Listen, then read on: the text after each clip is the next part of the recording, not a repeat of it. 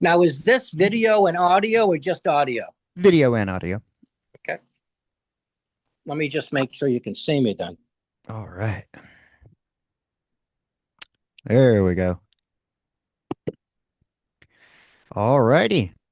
Well, we'll get into it. So, um, we are here to talk about, I think, the illusion of happiness and success as they relate. Um, because they're two different things, but I think a lot of people think of them as one. And so I'm definitely interested to get your perspective and take on it. Because we all know there are plenty of successful people that are downright miserable. Um, and I guess growing up, we always have this illusion that whether it's, I don't know if you want to call it clarity, certainty of kind of a financial success equals happiness. But I've found it to be untrue in my 49 years. So I'm excited to get your.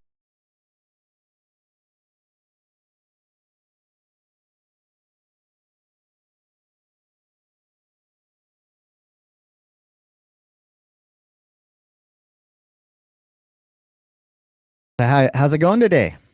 Everything's great. I'm on Martha's Vineyard, so I couldn't be better. Oh, nice, nice. Yeah. Well, it's hot as all get out here in Texas, and I would like to be in Martha's Vineyard for sure. But yes, welcome to Where in Texas are you? East Texas. I'm right in between Dallas and Shreveport.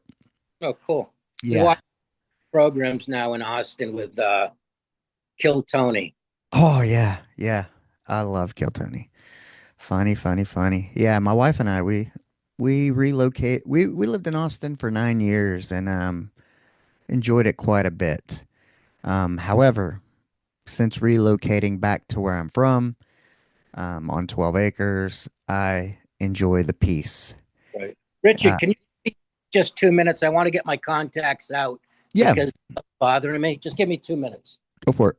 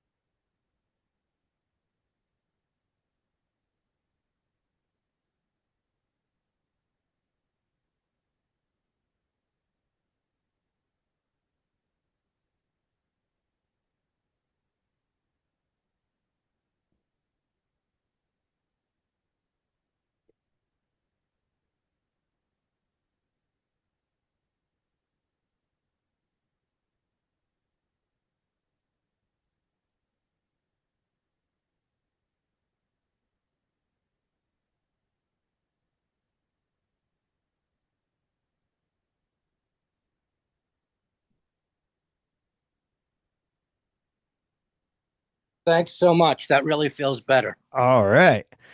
We are back from the pause for the cause. But yeah, let's talk a little bit about success, happiness, and perfectionism because I know I grew up kind of thinking having these same ideas and I've always kind of been a perfectionist, a little bit of a people pleaser, OCD, and then joining the military at 17 Oh boy. probably did not help with a lot of attention to detail.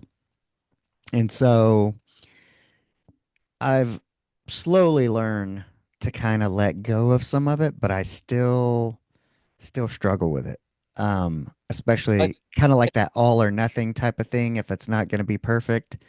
And my 11-year-old suffers with it too. And so, part of my own personal therapy is to be able to help her because she is so much like me. And Yeah, it's one of the things I teach. Your children will always be like you, not necessarily what you say, what Wh- you do. So I get it. Now, the main reason I think that wealthy people tend to be so unhappy is two things. Number one, they focus on cars and money and all of the special things. They don't focus on really just accepting themselves and loving themselves for who they are. They always have to be more. But you use the word perfectionism. Perfectionism is an illness, because you always, if you make any mistake at all, you get upset with yourself. And we're human beings, so we're fallible. So we'll always make mistakes. So if you're looking at that for that one mistake each day, when you do so many things well, you're certainly going to find it and you're going to beat yourself up and you're going to be miserable. So it really comes down to the perfectionist trap. Yeah. Well, let's get started from the beginning. Where'd you grow up and kind of what was your childhood like? What was modeled to you? Well, I grew up in Needham, Massachusetts, which is just a suburb of Boston. I was bullied a lot, which really was very difficult for me. It made me feel very bad about myself.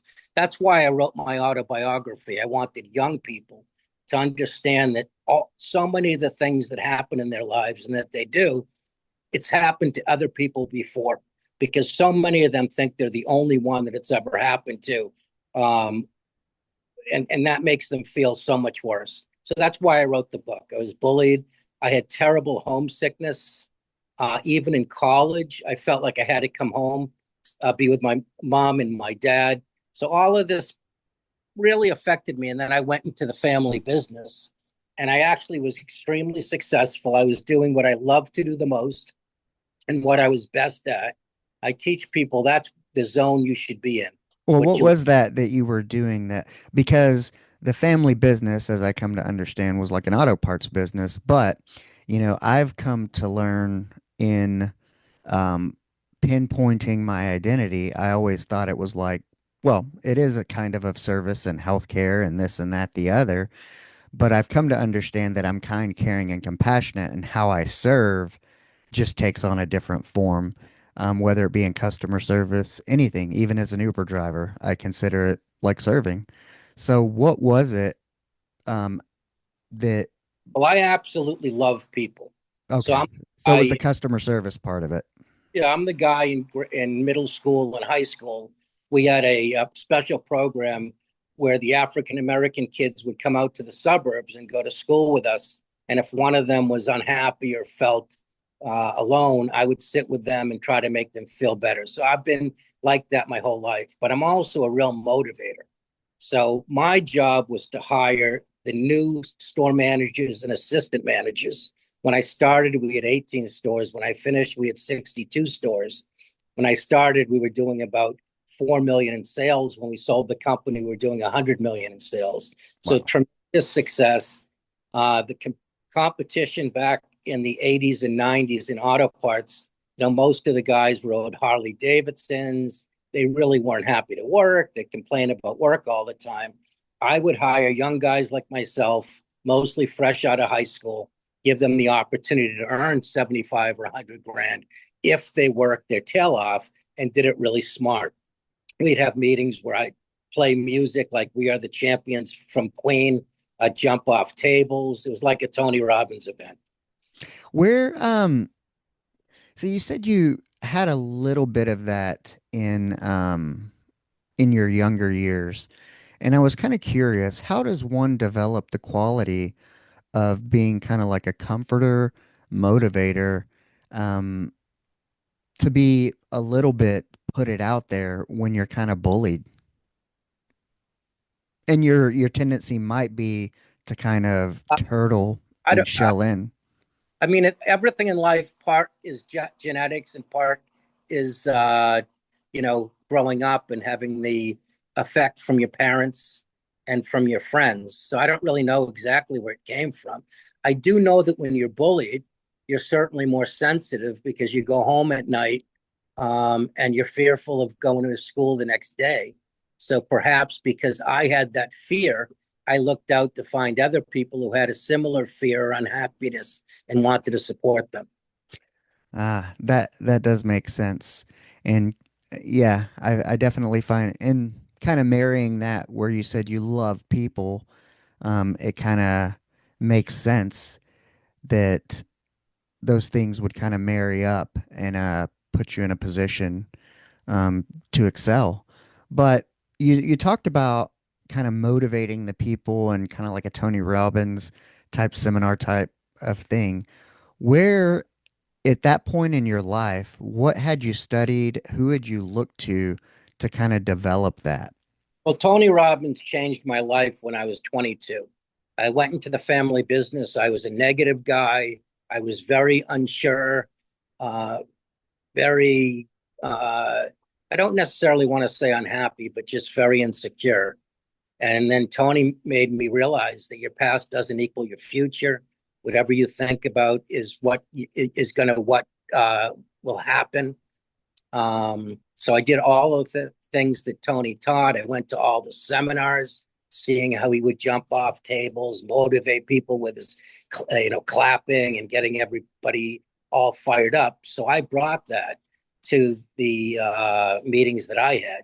He had famously he had a clap where he'd have everybody clap slow and then clap really fast and really louder and louder. And I did the same thing. And of course, the music that he always would play, I brought that to the meetings as well. So I think I mimicked Tony an awful lot. I listened to Jim Rohn, who Hmm. was Tony's mentor. Of course, Zig Ziglar, Brian Tracy, uh, Les Brown. I listened to all of them, all motivators that changed my life. And then I had all of my managers listen to these tapes as well. How how did you as a young man kind of discovering some of this information and putting it to use? What was that like for you putting it to use? Did you find it hard to implement or not? And then could you actually see the results? Like, let's say, did you do any like visualization type stuff? Whether it be for numbers, your management style, But any of that? one thing happened that was fascinating. It really showed me what Tony teaches is valid. When I ran the stores, I was responsible for everything. So if there was break-ins at night, and it was often in the most dangerous cities, I had to go at night and wait for the police to come. If somebody quit on me in the morning, it was very stressful because I didn't have, in the beginning, extra people to cover the stores. And if somebody stole from me, it was very stressful. So my dad came to me and he said, Todd, if you continue to feel this pressure and I see that you're this stressed out, I'm going to have to take you away from your position. So I went to the kitchen table one night and I said to myself, what would Tony do? And Tony would say, you know what? I'm going to look at the pay that I'm getting and I'm going to say that I need to take care of 3 break-ins a year, 3 people quitting on me unexpected a year, and 3 people stealing from me a year. That's just part of my pay. Anything more than that, I can kick, I can scream, I can holler, and everything else. Prior to that, every time it happened, I'd been kicking and screaming. But now I had to wait if there were until there were 3. It completely changed everything in terms of my level of stress when these things happen. That's what Tony taught me. So it's almost really like defining a boundary, if you will. Yeah, he was amazing how he would teach those things. So, you kind of rambled off some numbers of what equaled success, but let's get to the tipping point where things change and we get into kind of where you are now.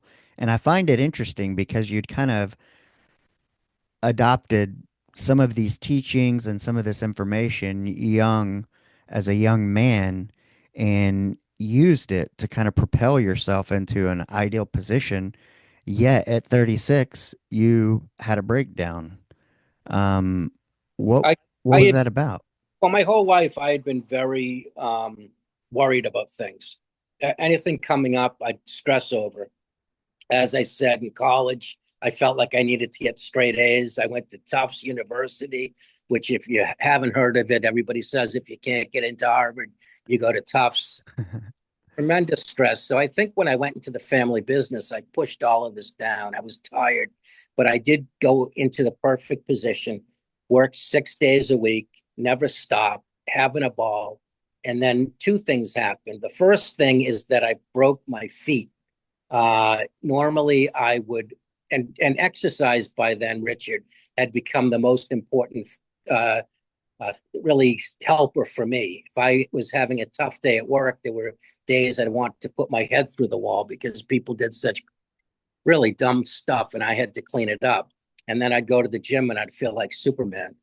So, as I told you, during the meetings, I would jump off of tables. And this time we wanted to have a meeting in the main warehouse so the store managers could spend time with the managers in the office. So we did it on a concrete floor. I was wearing my shoes and I fractured both of my feet. So now I couldn't go to the gym. And then maybe a month later, we lost a pregnancy, which is really difficult for me. And I actually fainted. I got so upset. And people say that's the start of the breakdown. And then I guess it was maybe a month or two later that I completely broke. Nothing left. I mean, I wanted to kill myself. I was in bed. I couldn't get out of bed. I went to lunch with my dad one day, and the waitress asked me if I wanted coleslaw or potato salad with my hamburger, and I was so shot. I couldn't even answer her. That was just the most difficult question for me at the time. And the good news is I really came out of that asking myself, Todd, you've got it all. You've got a wonderful marriage, a great kid, more money than you ever dreamed you'd have, and you wanted to kill yourself. Something's really broken. And that's when I started to change my life. And that's how I came up with a 12-week program to happiness. Well, how you asked yourself that question, where was the where was the starting point? And did you discuss this with your wife? And what could she tell? I mean, was she able to see the desperation for help that you needed? And how did y'all address it? Kind of what was the first step? Well, it was very difficult for her. She's from Venezuela, which Hmm. is considered one of the happiest countries in the world.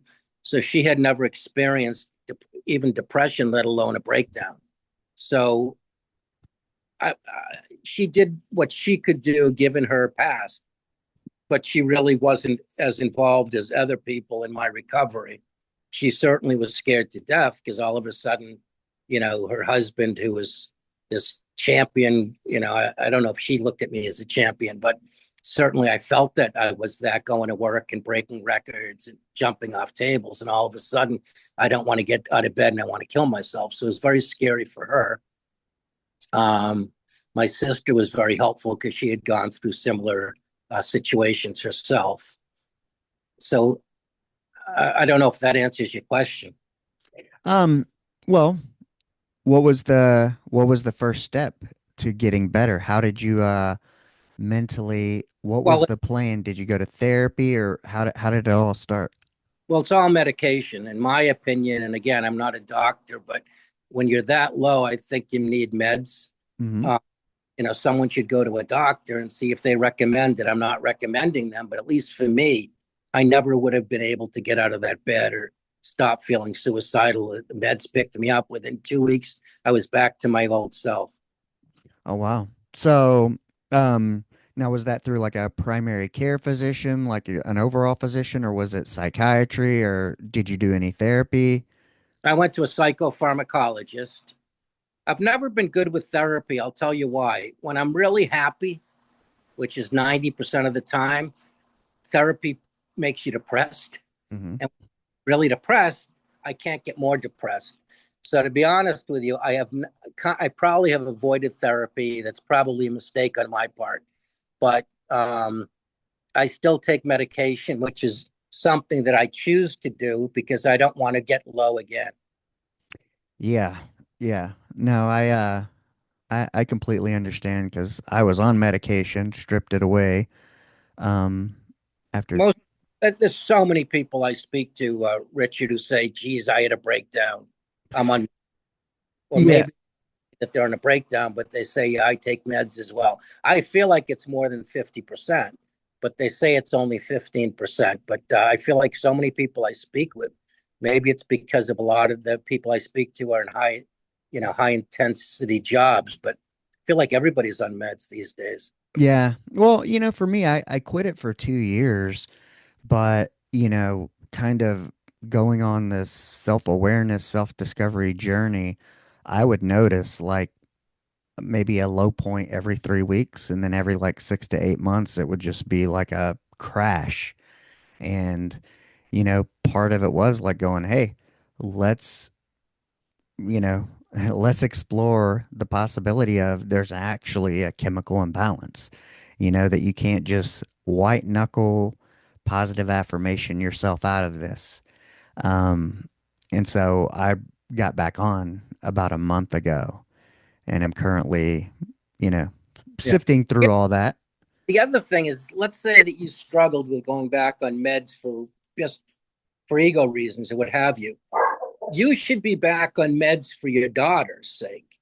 In Yeah. other, you're saying that she's struggling right now with perfectionism, and if she sees you in these really low points, that's going to affect her.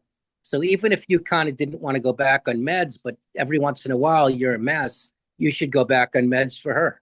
Yeah.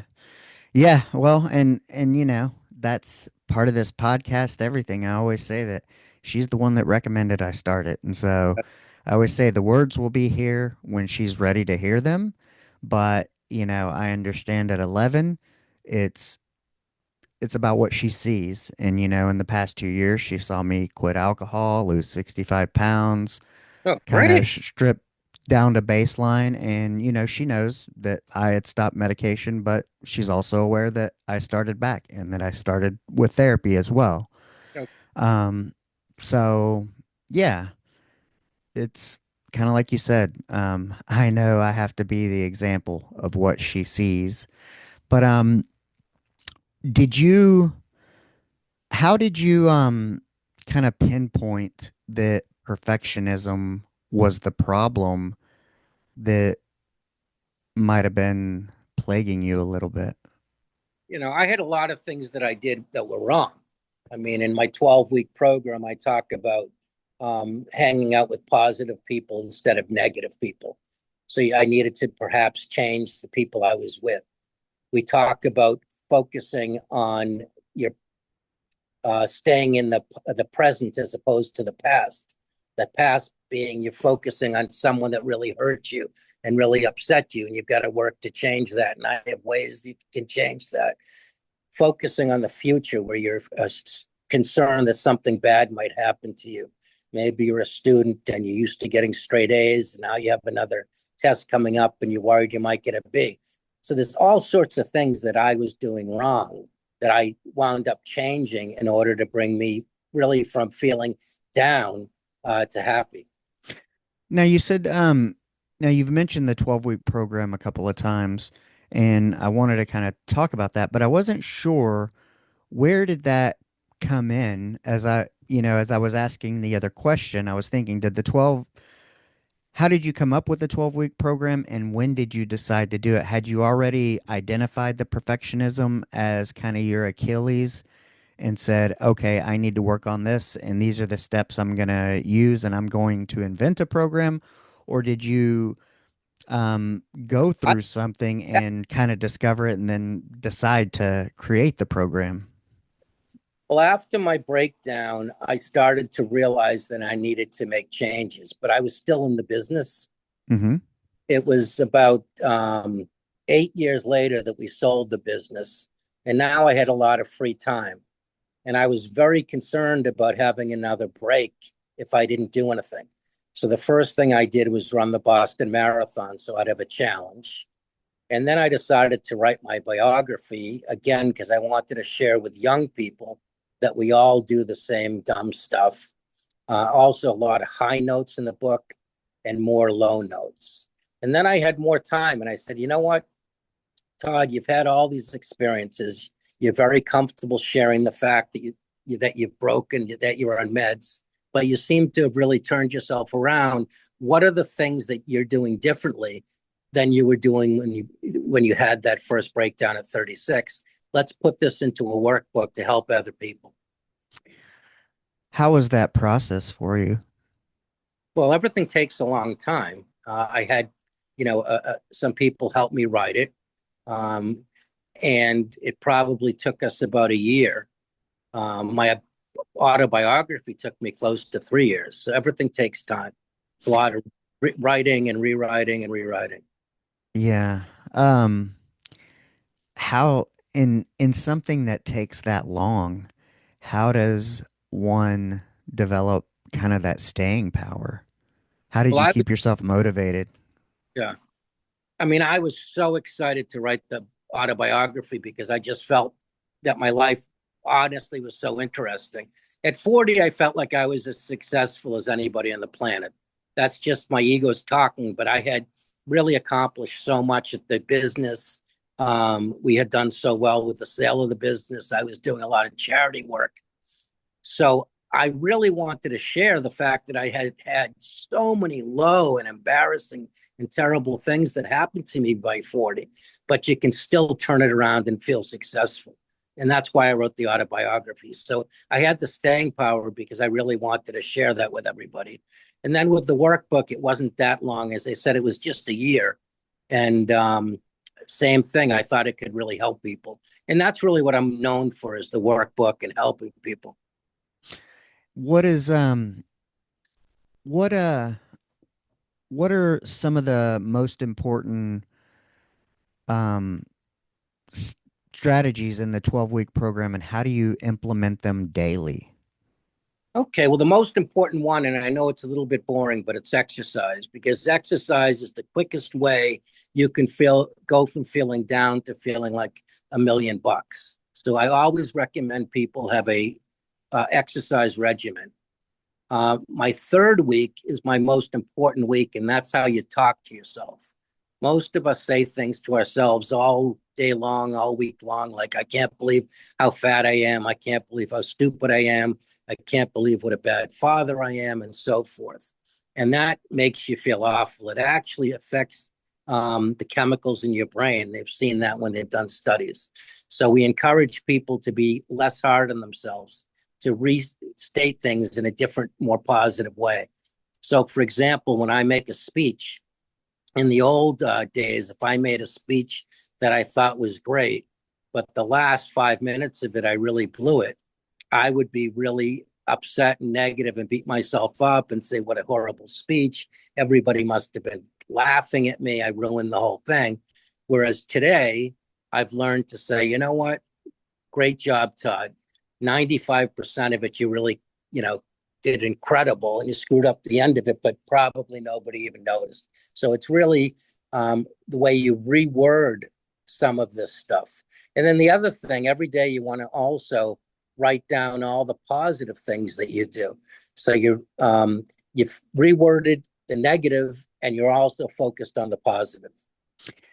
How the what's a what's kind of a what's your technique when you something especially in the beginning when that negative thought or negative word might come out, let's say you're doing something and you blatantly make a mistake and you're like, oh, and you want to say, you might have the tendency to say, you're such a dumbass. How would you catch that and then turn it around? And how was it in the beginning? How much repetition did you have to do to finally get it to where the negative thoughts almost just stopped coming?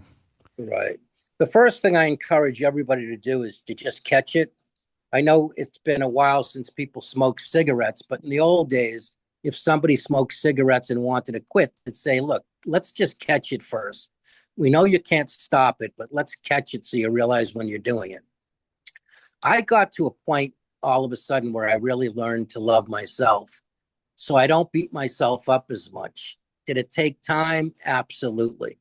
But it was constantly rewording when I beat myself up and focusing on all the positive. So we're like a record. We're used to going around and around in a certain way, maybe to the right. And now we have to go 360 the other way to the left. And yeah, it takes a lot of time to break that circle. How did you create self-love? Because that's something I definitely suffer with. Because, graduated high school year early, received full scholarships, and so I was used to, um, you know, getting, I guess, praise for doing well, and I felt so everything seemed conditioned on the fact that I do well. Yet I don't treat myself that way as part of the perfectionism. Um, so how Well, did you learn to love yourself? well, I got a fortune cookie one day and it said, "You grow up the day you finally learn to laugh at yourself." So that's what I do a lot of the time now when I make a mistake. I say, "Boy, that's kind of funny." Um, People have said, "Todd, I'd really like to be the way you are now. What can I do?" And I say, "Have a complete and utter nervous breakdown because it's so broken. You never want to go there again." And you'll say, "I'll do anything to change." And you'll realize it's not worth beating yourself up so much. So it sounds crazy, but you need to get to a point where you say, "I'm just not going to do this to myself anymore." You have the advantage of saying, "You know what? I'm going to do this for my daughter, even if I don't do it for myself." So, maybe the next time that you find yourself beating yourself up, you think about your daughter. Also, it's not that big a deal. I mean, is it really that big a deal that you said the wrong thing to somebody? That used to bother me a lot. Let's say I'd go to a party and I would, be talking to someone and I'm, overly honest and I might ask them a question and I see in their face that it really hurt them. And I'd go home and it would bother me for days. And now, to be honest with you, I go home and I say, that was a mistake, but I'm sure they're over it. And I can't do anything about it now. And I just move on. So I'd really encourage you to try to realize that none of this stuff is that big a deal. It's just not worth ruining your life over it. So it's just a challenge. Each time you start beating yourself up, say to yourself, is it really worth it? The other thing I recommend is that you put a note next to your shaving kit and every morning you'll see it. It will say the number one thing that I should work on today is not beating myself up. That way you don't say it on a Sunday that you're going to work on it, and the next Sunday you realize you didn't actually work on it. Mm. How how did this how did your transformation impact the relationships in your immediate circle with Well, family?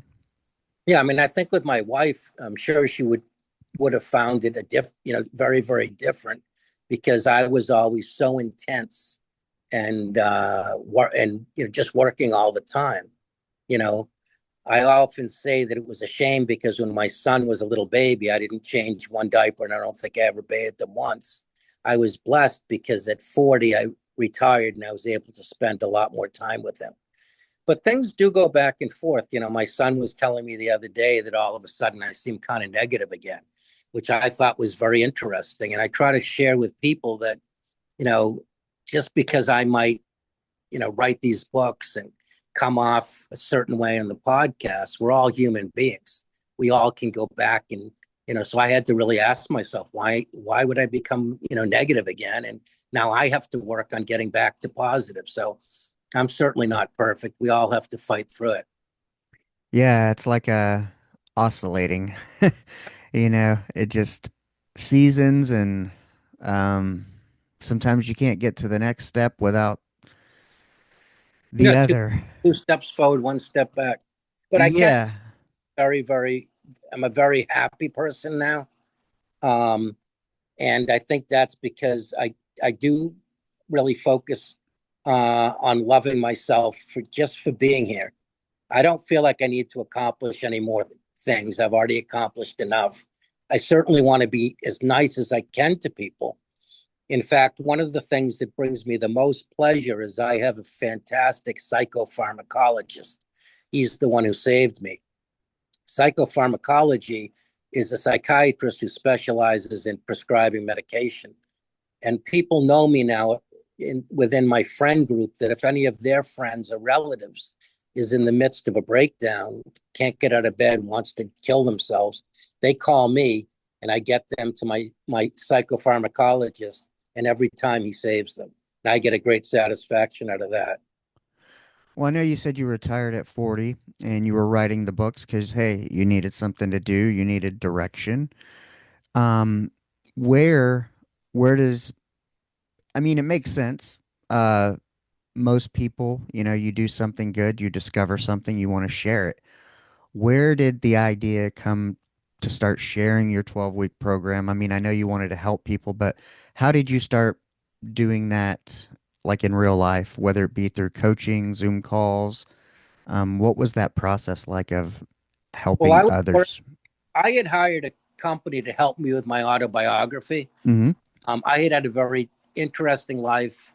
I'm a very hard worker. So I could absolutely put down the things from my autobiography on a piece of paper. For example, if somebody said, do you have any memories between 0 and 5? I'd write them down between 5 and 10. So I absolutely wrote the whole thing down, but I'm not an author. So I hired a fantastic group of women in North Carolina who really wrote the book. And they write, you know, 12 books a year. So it's not like I'm cheating. Right. Uh, they're just called ghostwriters. Ghostwriters. Um, but it is certainly my life. Um, and so they helped me. In other words, they would get me on lots of television shows. I bumped into Kim Kardashian one Mm. television show, which was a real kicker. That get me on lots of radio shows. So I was probably on as much as 50, maybe even 100 different radio shows. Back then, when I did this, which was about 14 years ago, 15 years ago, podcasts weren't that big. So it was really radio and television. Yeah, definitely podcasting has taken on this whole new dimension, but I'm grateful for it. I love it. I love the unfilteredness of it and the raw, honest, and how much truth you can get. But have you now? Do you have actually like a coaching program that people enroll and coach, or do people just come to you like you're a mentor to people? How does it work? Yeah, How have people? I have a coaching certificate, but I don't really coach one on one. I don't really feel like I have the time right now or the desire. I just like getting out there. My favorite thing to do is to speak in front of people, 25 or 50 people. I love to do that. Uh, you know, Anyone can go to my website at toddpatkin.com and everything is free. So they can hit videos and they can see me talking about all 12 weeks. They can download my autobiography for free, the whole thing. They can Oh, download workbook for free. So everything I have, I'm giving out for free. man, that is awesome. It Yeah. makes me think of well, because you talked about, hey, retiring at 40, and you've you've done plenty. You've been successful, and so it kind of makes sense that you want to give it back. That's pretty awesome. But what what's what's one of the unexpected things that's happened kind of as a result of writing the book, the workbook, and whatnot, that when you were pre-retired, pre-breakdown, you never would have guessed in a million years that this would have happened, whether it be bumping into Kim Kardashian, but something beneficial that you received benefit from. I love the public speaking. I love to hear that, I've helped somebody. What I had to learn, and several people helped me with this, even my son, is I had to realize if I helped just one person, it made a huge difference, Richard. I was someone who liked to get up and talk in front of 50 people. Um, and now I realize that even if just 5 or 10 people show up, it's important because changing one person's life is just as important as speaking in front of 50. Yeah. And so you've gotten a lot out of the exchange of um between people. That's the Yeah. most fulfilling part for you. Yeah. But I think Um, it's important. I want to tell you this. I was so burnt out in 2014 after doing a lot of public speaking on the book and the workbook that for the last eight years, I've really kind of been asleep. You know, I think of it as when you think about spiritual texts, sometimes they say this guy went into the woods and then he came back. I feel like I've been in the woods, so I'm not perfect.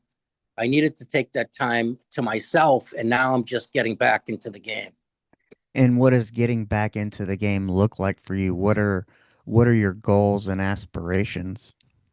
All I want to do is spend the next 10 years helping as many people as I possibly can. I'd love it if I'm talking in front of 1,000 people like, Mel Robbins or Tony Robbins. That would be my ultimate. Might not happen, you know. One of the problems with me, and it doesn't upset me like a perfectionist, but I'd like it to be tomorrow. So I've only been doing this for 4 months, and I'm already, saying, boy, I'd like to be speaking in front of 500 people right now. But Wouldn't we all? that would take, I've got 10 years to get there. Yeah. So, I've been contemplating purpose and life a lot lately. And you know, for me, I know it's come down to service. How I service people, I guess, just takes different shapes. But what kind of has been what have you come to the conclusion of, like the meaning or purpose of life at this stage, given all that you've done and what matters and what doesn't? Well, I think just helping, as many people as I can. I'm very philanthropic, so I do a lot of philanthropy throughout the world as well. And I've done that probably for the last 20 years. That means a lot to me. Yeah. Well, It like, makes a difference. It's just being here. I used to say I just kind of bumble around and somebody seems to find me and I help them out. yeah. Well, yeah. I mean, that's kind of what I've come to is, it's the like of thinking a purpose of going like, well, you have science and math people. They're people who are passionate about that. They solve those kinds of issues. And then I think there's people like me who are maybe orators, bridges of communication to talk with people like you and then the other people, and almost like how people recorded stories for the Bible. Mm. Only now it's a podcast and we're telling stories of people, but Now, modern day people. do you have a job that brings you income? Um, yes, I do. I do some home health on the side. I'm And you working to, Uber, right?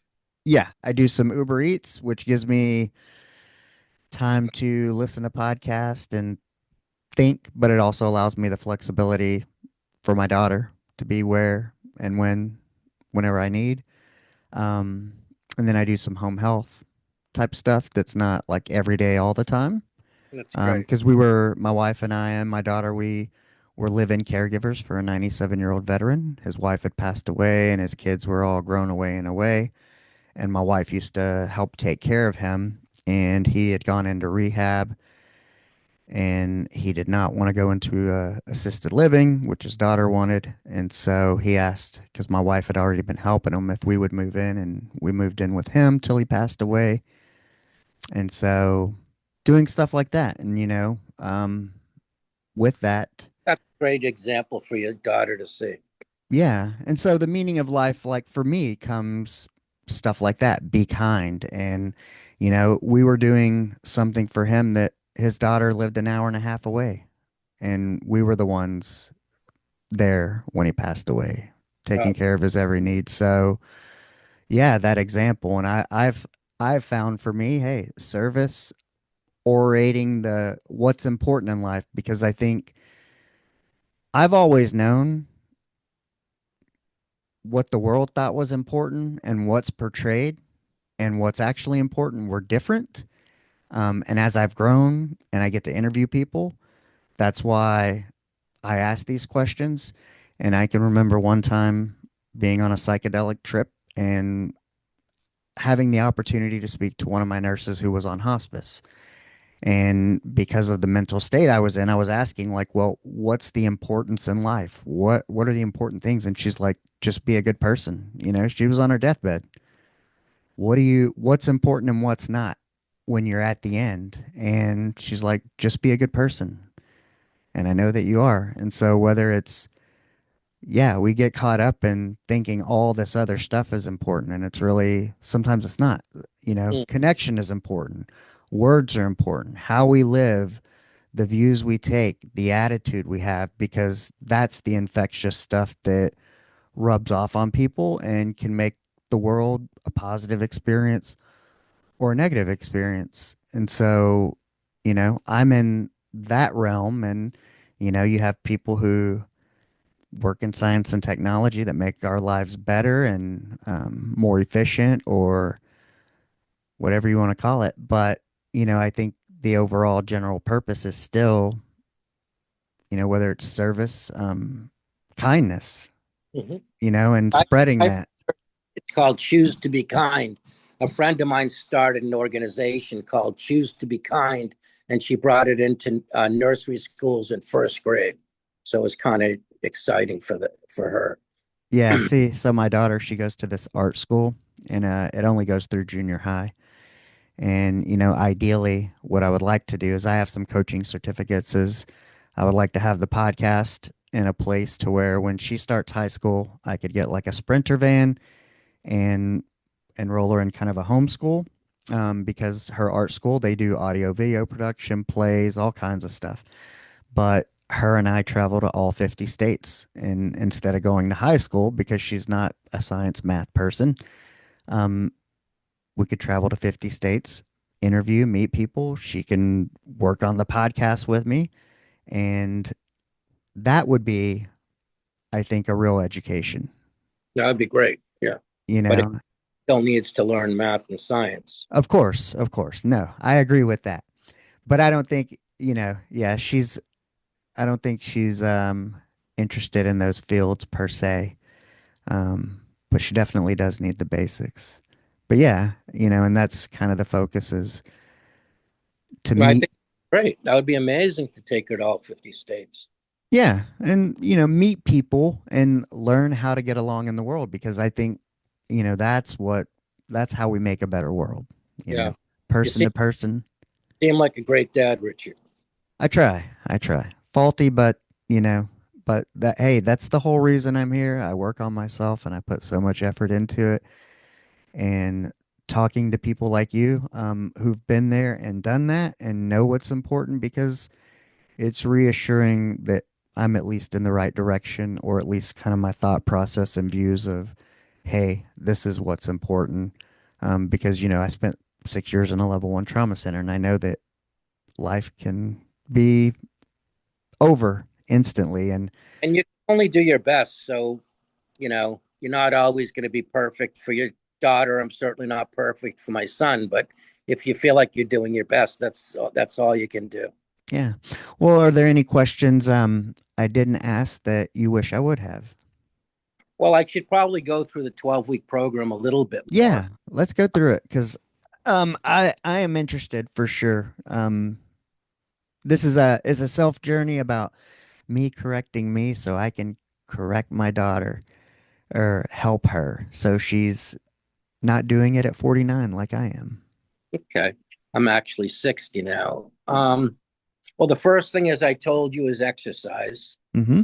Second thing is to read positive books, motivational books, or listen to them online. That puts you in a good frame of mind at the beginning of the day. So the physical gets the body going, the books get the mental going. Number three, I told you, is so important because it is the one when you talk better to yourself, catch yourself when you're talking mean, change the way you say it, and make a list of the things that are positive that day. Number four is being in the present. We spend 49.6% of our time in the past and in the future. So when have a child and we're on the swing set, 49.6% of the time, we're here with the child. We're thinking about the past, something that happened. What's the Or, tactic you use to get back to present if you found yourself, like, let's say, pushing your kid on a swing and you're drifting off into the past? What do you do once, kind of like the negative thoughts, recognize it? How do you? well, like, let's say that you have someone who really treated you badly in the past, and it just constantly comes up and bothers you, the first thing we recommend, if you can, obviously, is to ask them to meet for coffee. But if you're feeling so negative towards them that you really can't meet with them, at least you can write a letter to them. Hopefully, you'll send it to them. If not, at least you can write it and just burn it or something like that. So there's no easy answer with that. Many people can't get past that, and it bothers them for the rest of their life. I like the writing it down and maybe burning it, because at least that's kind of like a way to get it out. Yeah, and you need to realize they're over it. They probably don't even realize they did, but it's That's 100% true. They don't even know that they hurt your feelings, and here you are a year later stewing over it. right. It's killing you. And then fear of the future, as I said, is, if you're worried about something that probably won't even happen, and if it does happen, it's not going to actually kill you. Yeah. So we were like four or five of the 12. Yeah, So speak to yourself. We spend 49% of our time in the past or the and future. So be present. yeah, eliminating stressors. So the things that you don't like to do, you want to see if you can have somebody else do it. If not, you want to see if you can do it differently. So if you hate paying checks, maybe instead of paying them every time they come in and ruining 6 days a week, you get checks, you do it once a month. Maybe you're working on homework with your kids and you hate it. Maybe you can look at it differently, like, hey, I have the opportunity to be with them all the time and really affect their future. So those are just a few things that I thought I'd share with you today. Mm, I love it. Yeah, things were, Download my book. Go to the website, toddpatkin.com, and download the workbook, and you'll see all 12 of them. yeah. Oh, I'm 100% going to. It's just wild, because I guess I talk to quite a few people like you, and I'm part of other communities and groups, and I love getting other perspectives, new information, and different tools because that's what, we all need these tools, and the more tools we have, kind of like, I say the medication, when getting back on medication, it was a tool. It's like you build a house, you put the tools away, but when a repair is needed, you bring the tools back out. And I found myself needing a repair and, got back on medication and started therapy. But, I think the more tools we have, it just gives us more options. It And feel great not to stop the medicine too quickly. yeah, yeah, that, and give it a chance to work. Because I thought I was almost having negative side effects from it. And my wife's like, you're not. She's like, you're the doing the same shit you did before. Kind of I tend to isolate. That's my So, well, give yourself 2 weeks on that med, and if it's not working, try another one because it's it all. You need to find the right one. Usually, the first one may not be the right one. did you ever suffer with any isolation? Did you isolate any? Only when I was broken.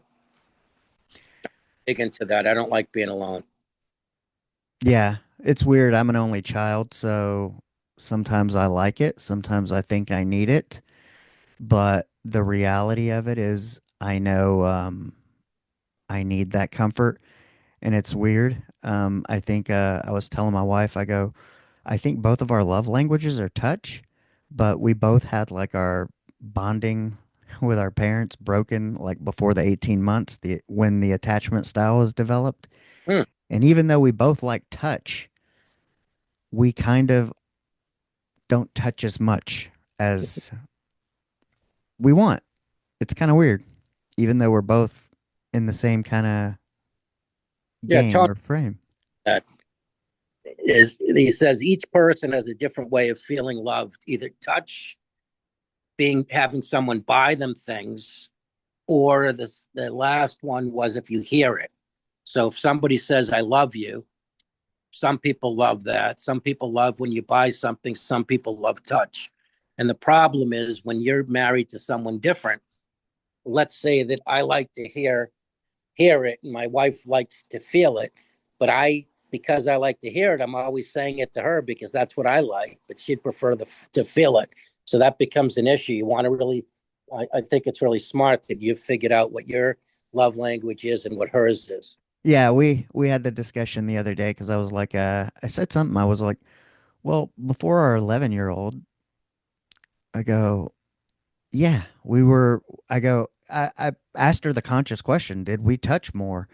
Were we like more touchy feely? Whether we're like even just watching TV, like on the couch together versus, one on a recliner, one on a couch. And she's like, yeah. And I'm like, yeah, I think we need to work on that. And so we Yeah. are, so like the other night I was like, hey, when we're watching TV, I'm like, come over by me.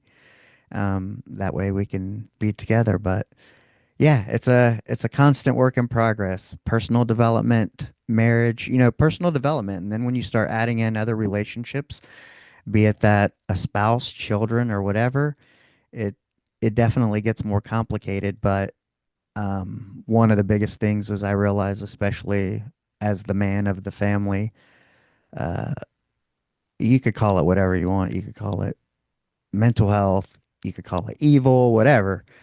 If the universe can affect a man, he can impact a whole family, because you kind of set the temperature. You're the leader of your family, um, and so how we approach things, and what we say to ourselves is so important Mm, because it spreads out to our wife, our children, and everyone in a circle. I mean, it's just like being a leader. I used to manage two clinics, and so as an auto parts store, if it falls under the roof, it fell to me. So that's 2 yeah. a.m. alarm calls and a broken toilet, and maintenance can't come because they're at the main hospital. It's like, yeah, you Yeah. become Well, listen, really, great to talk to you today. yeah.